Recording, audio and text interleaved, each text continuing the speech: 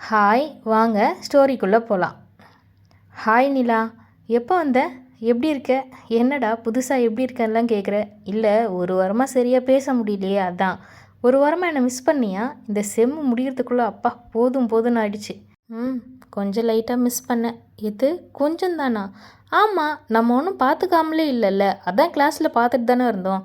சரியாக பேச முடியல, அதனால் அது ஒன்றும் பெருசாக தெரியல. அப்போ நான் தான் ரொம்ப மிஸ் பண்ணும் போல். சரி அதை விடு, லாஸ்ட் வீக் ஊருக்கு போனேன்ல உங்கள் அக்காவுக்கு அலைன்ஸுன்னு, அது என்ன ஆச்சு? செட் ஆகிடுச்சா? இல்லை செட் ஆகலை. ஓ, உங்கள் அக்கா ஃபீல் பண்ணாங்களா? செட்டாக இருந்தால் தான் அவள் ரொம்ப ஃபீல் பண்ணியிருப்பா. செம்ம ஹாப்பியாக இருந்தா. ஹாப்பியாக இருந்தாங்களா? ஏன் உங்கள் அக்காவுக்கு மேரேஜ் பண்ணிக்க பிடிக்கலையா? மேரேஜ் பண்ணிக்க பிடிக்கலன்னெலாம் இல்லை, இந்த மாப்பிள்ளை பிடிக்கல. ஓ, அது செட் ஆச்சுன்னா அதை கெடுக்கிறதுக்கு நாங்கள் செம்மையாக பிளான் பண்ணியிருக்கணும், அதுவாக செட் ஆகலை.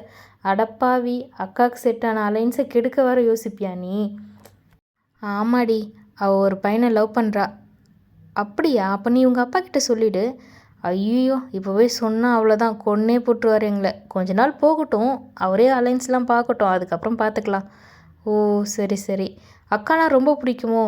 ரொம்ப பிடிக்கும். அவள் என்னை விட 5 வயசு பெரியவளா, சின்ன வயசுலேருந்தே என்னை ரொம்ப நல்லா பார்த்துக்குவா. அது மட்டும் இல்லை, எங்கள் வீட்டில் அவளுக்கு ஏதோ ஒரு கேப் இருக்குதுன்னு எனக்கு தோணிகிட்டே இருக்கும். என்னை பார்க்குற மாதிரி அவளையும் பார்க்குறாங்களா எல்லாரும் அப்படின்ற ஒரு ஃபீலிங் எனக்கு இருந்துகிட்டே இருக்கும்.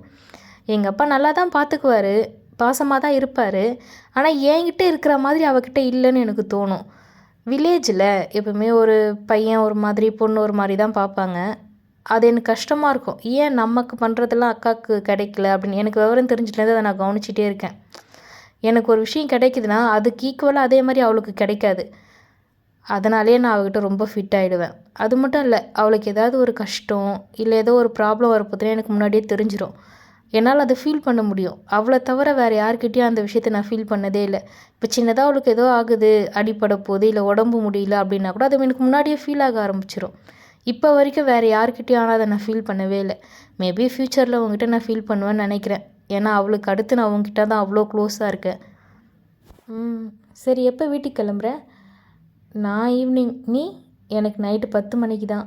ஏன்டி நைட்டில் ட்ராவல் பண்ணுற மாதிரி வச்சுக்கிற? சேஃபாக அது நைட்டில் அவ்வளோ தூரம் ட்ராவல் பண்ணுறது? நான்லாம் இங்கே ஒரு 2 மணி நேரம் தான், அதுக்கே சீக்கிரம் கிளம்பிடுவேன். அவ்வளோ தூரம் நைட்டில் ட்ராவல் பண்ணுறது மாதிரி வச்சுக்கிற?